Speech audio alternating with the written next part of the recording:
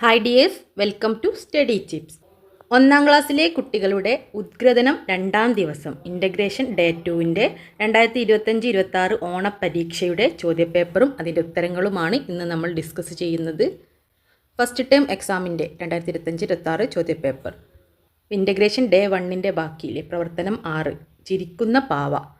ഇവിടെ ഒരു പാവയെ തന്നിട്ടുണ്ട്, ചിരിക്കുന്ന പാവ അല്ലേ. വായിക്കൂ, നിറം നൽകൂ. അപ്പോൾ ഇത് വായിച്ചിട്ട് അതിനനുസരിച്ച് നിറം നൽകുക, കളർ കൊടുക്കാനുള്ള ആക്ടിവിറ്റിയാണ്.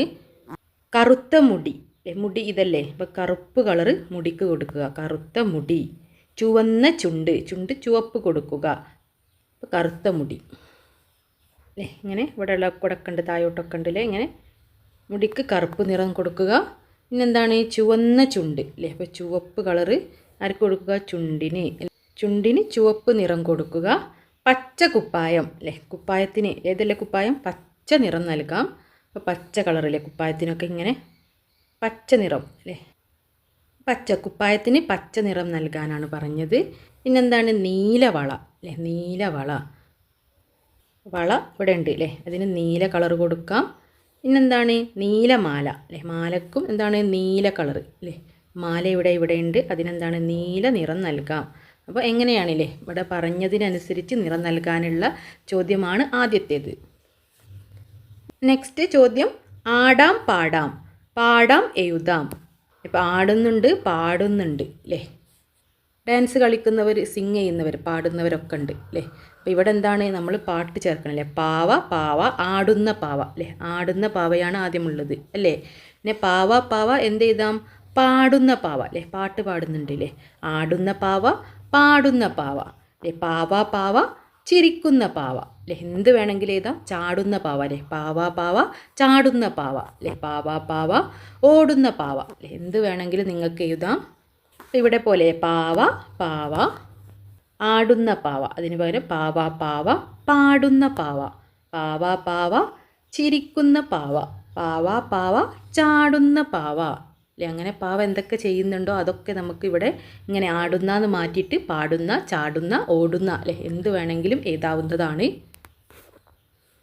അടുത്തത് പ്രവർത്തനം 8, 8-ാമത്തെ ചോദ്യം, ചെറുതും വലുതും തരം തിരിക്കാം, വരച്ചു ചേർക്കാം. അപ്പോൾ തരം തിരിച്ചിട്ട് വരച്ചു ചേർക്കാനാണ്. എങ്ങനെയാണ് തരം തിരിക്കേണ്ടത് അല്ലേ, അതൊക്കെ ടീച്ചർ പറഞ്ഞു തരും. എങ്ങനെയാണ് തരം തിരിക്കുക. ഇവിടെ ഒരു വലിയ ഇലയും ചെറിയ ഇലയും തന്നിട്ടുണ്ട്. ഇവിടെ ശ്രദ്ധിച്ച് നോക്കൂ, വലിയ പൂവുള്ള ചെടിയുണ്ട്, ചെറിയ ചെറിയ കുഞ്ഞു പൂക്കളുള്ള ചെടികളുണ്ട് ഇല്ലേ. ചെറിയ പൂത, വലിയ പൂവ്, ചെറിയ പൂവുള്ള ചെടി അല്ലേ, ചെറുത് വലിയ പൂവുള്ള ചെടിയുണ്ട്. അപ്പോൾ വലിയ പൂവുള്ള ചെടിയെ വലിയ ഇലയിലേക്കും ചെറിയ പൂവുള്ള ചെടിയെ ചെറിയ ഇലയിലേക്കുമാണ് നമ്മൾ യോജിപ്പിക്കേണ്ടത്. എങ്ങനെ വരക്കാനാണ് പറഞ്ഞിട്ടുള്ളത്, ചെറുതും വലുതും അല്ലേ, ചെറുത് ചെറുതിലേക്കും വലുത് വലുതിലേക്കും വരക്കുക. ഏതൊക്കെ ചെടികളാണ് തന്നിട്ടുള്ളത്, ചെമ്പരത്തി അല്ലേ, ചെമ്പരത്തി എന്താണ് വലിയ ചെടിയാണ്, അപ്പോൾ വലിയ ഇലയിലേക്ക് വരക്കാം. ഇനി എന്താണ്, ഡാലിയ, ഡാലിയ എന്താണ് വലിയ പൂവാണ് അല്ലേ, വലിയ പൂവാണ്, അപ്പോൾ വലിയ ചെടിയിലേക്ക് വരക്കാം, വലിയ ഇലയാണ്. ഇനി ചെറിയ ഇലയാണ് തെച്ചിക്കില്ലേ, ചെറിയ പൂക്കളും ചെറിയ ഇലകളുമാണ്, അപ്പോൾ ചെറുതിലേക്ക് വരക്കാം. ആണ് റോസാപ്പൂ, വലിയ പൂവാണ്, അപ്പോൾ വലുതിലേക്ക് വരക്കാം. മുല്ലപ്പൂവാണ് താഴെയുള്ളത് അല്ലേ, അപ്പോൾ മുല്ലപ്പൂ ചെറുതാണ്, അപ്പോൾ ചെറിയ ഇലയിലേക്ക് വരക്കാം. അതാ വലിയ പൂക്കളെ വലുതിലേക്കും ചെറിയ പൂക്കളുള്ളവയെ ചെറിയ ഇലയിലേക്കും വരക്കാനുള്ള ചോദ്യമാണ്. ഇനി അടുത്തത് 9-ാമത്തെ പ്രവർത്തനം. അടുത്തത് പ്രവർത്തനം 9, വലിയ ചെടി. വായിക്കാം, വരക്കാം. വലിയ ചെടി, ചെറിയ ഇല, ചുവന്ന പൂവ്. അപ്പോൾ വായിച്ചിട്ട് വരക്കാനുള്ള ചോദ്യമാണ് അല്ലേ. അപ്പോൾ വലിയൊരു ചെടി നമ്മൾ വരക്കണം അല്ലേ, വലിയ ചെടി, നീളമുള്ള വലിയ ചെടി വരക്കുക. എന്നിട്ട് എന്താണ്, അതിന് ചെറിയ ഇലകളില്ലേ, ഒരു ചെടി വരച്ചു, ചെറിയ ഇലകളാണ് വരക്കേണ്ടത്, ചെറിയ ചെറിയ ഇല അല്ലേ, ചെറിയ ഇല അല്ലേ, ചെറുത് വരക്കുക. ചുവന്ന പൂവ് അല്ലേ, പൂവ് എങ്ങനെയാണ്, ചുവപ്പ് നിറത്തിലുള്ള പൂവാണ് വരക്കേണ്ടത്. അപ്പോൾ എങ്ങനെയാണ് പൂവ് വരക്കുക അല്ലേ, നിങ്ങൾക്ക് അറിയുന്ന പോലെ ഒരു പൂവ് അല്ലേ, ചുവന്ന പൂവ്. ചെറിയ ഇല അല്ലേ, ചെറിയ ഇല, ചുവന്ന പൂവ്, പൂവിൻ്റെ നിറം എന്താണ്, ചുവപ്പ്. വലിയ ചെടി, അപ്പോൾ നല്ല നീളമുള്ള വലിയ ചെടി വരക്കുക അല്ലേ. അപ്പോൾ എന്താണോ ഇവിടെ പറഞ്ഞത് അതുപോലെ വരക്കാനാണ് പറഞ്ഞത്. ഇനി അടുത്തത് 10-ാമത്തെ പ്രവർത്തനം. പ്രവർത്തനം 10, ഇതളുകൾ, ഇതളുകൾ വരച്ചു ചേർക്കൂ. അപ്പോൾ എന്താണ് ചെയ്യേണ്ടതെന്ന് ടീച്ചർ നിങ്ങളോട് പറഞ്ഞു തരും. 5 ഇതളുകളുള്ള പൂക്കളെ ഇതിലേക്ക് കൊട്ടയിലേക്ക് ഇടുകയാണ് നമ്മൾ വേണ്ടത്. അപ്പോൾ എന്താണ്, 5 ഇതളുകളുള്ളത് മാത്രം ഇങ്ങനെ വരച്ച് ചേർക്കുക. ചെമ്പരത്തി പൂവിന് എത്രയാണ് 5 ഇതളാണുള്ളത്. അപ്പോൾ ഇതിലേക്ക് വരക്കുക. കോളാമ്പി പൂവിനും 5 ഇതളുകളാണുള്ളത്. എണ്ണി നോക്കൂ, 1 2 3 4 5 ഇതളുകളാണ്.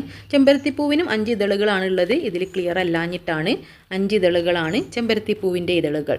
റോസാപ്പൂവിന് കുറേ ഇതളുകളുണ്ട്, അപ്പോൾ അത് വരക്കണ്ട. നിത്യകല്യാണിക്കോ 1 2 3 4 5 പൂക്കളിൽ 5 ഇതളുകളാണുള്ളത്. അപ്പോൾ അതും ഇതിലേക്ക് വരക്കാം. പിന്നെ ഡാലിയപ്പൂ നമുക്ക് എണ്ണാൻ കഴിയോ? ഇല്ല, കുറേ ഉണ്ട്, അപ്പോൾ അതിനെ വരക്കണ്ട. മുല്ലപ്പൂ നോക്കൂ, 1 2 3 4 5 ഇതളുകളാണുള്ളത്. അരളിപ്പൂവിനെ നോക്കൂ, 1 2 3 4 5 അല്ലേ, 5 ഇതളുകളാണ് അതിനുമുള്ളത് അല്ലേ. ഒരു പൂവിന് 5 ഇതളുകളേ ഉള്ളൂ. അങ്ങനത്തെ 2 പൂക്കളുണ്ട്. 5 ഇതളുകളുള്ളതിനെയെല്ലാം നമുക്ക് ഈ കൊട്ടയിലേക്ക് വരച്ച് ചേർക്കാം. ഇത് റോസാപ്പൂവും ഡാലിയപ്പൂവിനും കുറേ ഇതളുകളുണ്ട് അല്ലേ, എണ്ണാൻ കഴിയാത്ത അത്ര ഇതളുകളുണ്ട്. അവയെ വരയ്ക്കേണ്ട. ബാക്കി 5 ഇതളുകളുള്ള എല്ലാ പൂക്കളെയും ഈ കൊട്ടയിലേക്ക് വരക്കുകയാണ് വേണ്ടത്. അപ്പോൾ ഇത്രയാണ് കഴിഞ്ഞ വർഷത്തെ 2025-26 ഇൻ്റഗ്രേഷൻ ഡേ 2 ഉദ്ഗ്രഥനം 2ാം ദിവസത്തിൻ്റെ ചോദ്യപേപ്പറാണ്. ഇതുപോലെ സിമ്പിളായിട്ടുള്ള ചോദ്യങ്ങളായിരിക്കും ഉണ്ടായിരിക്കുക. ഇനിയും ഇതുപോലെയുള്ള ബാക്കി സബ്ജക്റ്റിൻ്റെ ക്വസ്റ്റ്യൻ പേപ്പേഴ്സ് നിങ്ങൾക്ക് വേണമെങ്കിൽ കമൻറ്റ് ബോക്സ് വഴി അറിയിക്കണേ. അതുപോലെ വീഡിയോ ഇഷ്ടപ്പെട്ടാൽ ലൈക്ക് ചെയ്യാനും മറക്കല്ലേ. Thank you for watching.